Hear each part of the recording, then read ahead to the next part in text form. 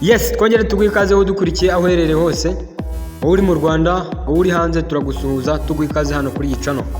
Uyu munsi rero tugiye kugaruka ku nkomoko ndetse n'ibisobanuro by'izina rya Joshua. Izina Joshua rikomoka mu rurimi rw'Igiheburayo, aho risobanura, aho bavuga Yehoshua. Iryo zina rigizwe n'amagambo abiri.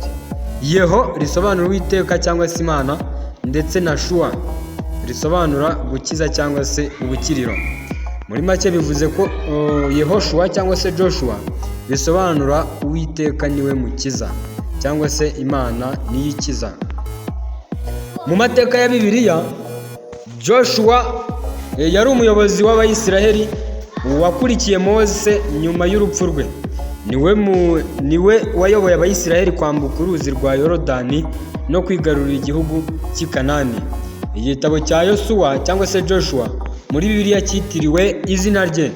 Mu Isezerano Rishya, izina Joshua ryo rifitanye isano rikomeye n'izina Yesu cyangwa se Jesus, kuko mu Giheburayo byombi bisobanura kimwe, Uwiteka niwe mukiza. Tukaba rero tugiye kurebera hamwe uko izina Joshua ryakwirakwiye.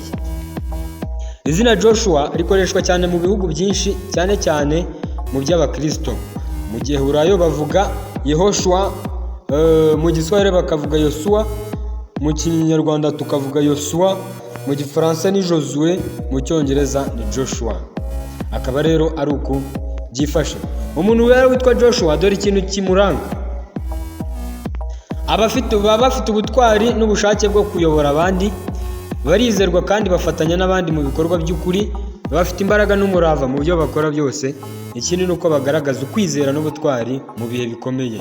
Akaba ari ibi rero biranga abantu bitwa ba Joshua. Ese wowe abantu uzi bitwa ba Joshua, ibi bintu tuvuze barabyujuje cyangwa ntabyo bujuje? Uratubwira aho hasi muri comment.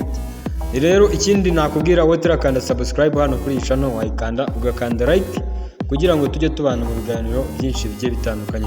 Komeza ubane neza natwe mu biganiro byose, turabakunda neza cyane.